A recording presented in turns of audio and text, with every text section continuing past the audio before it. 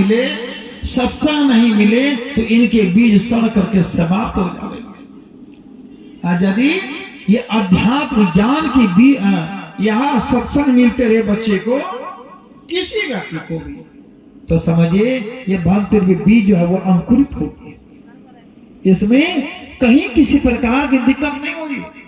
इसलिए सत्संग चाहिए। बड़ा बढ़िया व्यवस्था की है जय कुमार बाबू कि अपनी नातिन के लिए यह सत्संग संत महापुरुषों का आशीर्वाद दिलवा रहे हैं ताकि ये बच्चे सुसंस्कारी हो और इनके संस्कारित होते होते सबरी जैसा बने, मीरा जैसा बने, भक्ति ग्रह इनको लग जाए, सहजोबाई तरह बन जाए, माता पिता का सेवा करे और बेटी बन करके आई है। ये दो घर की मर्यादा को रखेगी।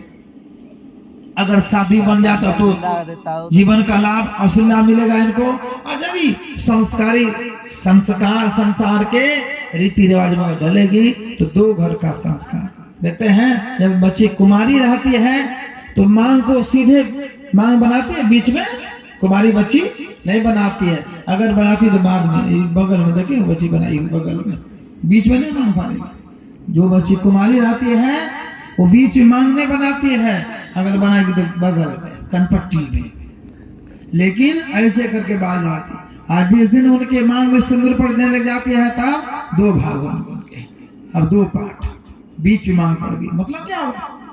अब ये पहले तो एक घर की मर्यादा रखी हुई थी, पिता के घर में रहती थी वो।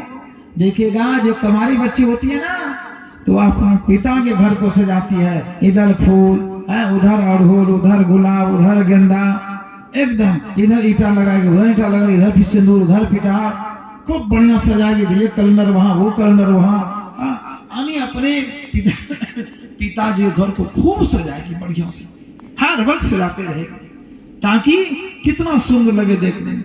और जब उनकी विवाह हो जाते हैं, अब देखिएगा अब धीरे धीरे धीरे धीरे पिता के घर से उनका मन हटने लग जाता है। अब उतना ध्यान नहीं देती है पहले जैसा ध्यान देती थी। रहती है माँ बाप के यहाँ, लेकिन उनका ख्याल, उनकी सूरत जो है अब विशेष करके पिया के घर, पति घर, ससुराल में रह कर दिया।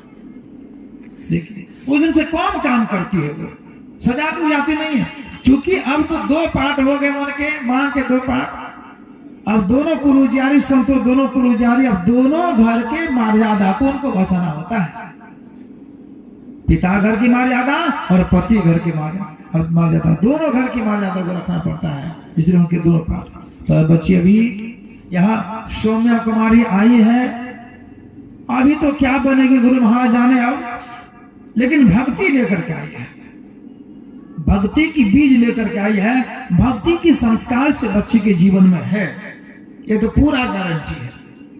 अगर नहीं होती ना तो अभी आते आते संत महापुरुषों को नहीं मंगाती है।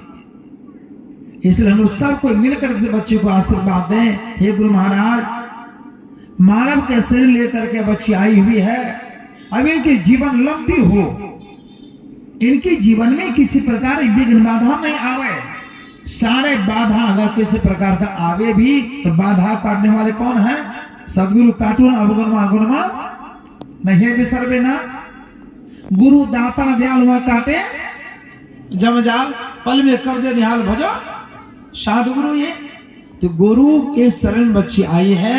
मैं गुरु महाराज से निवेदन करता हूँ, हे गुरु महाराज, ये बच्ची के जीवन में कहीं किसी प्रकार के ठेस नहीं आवे, विघ्न बाधा नहीं आवे, निर्विघ्न जीवन इस बच्चे का बीते।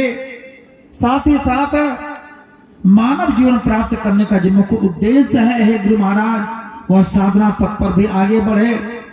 अगर संसारी रीति रिवाज नहीं पड़े तो मीरा जैसा बने, सबरी जैसा बन जाए, सहयोग जैसा बन जाए, झांसी रानी जैसा बन जाए।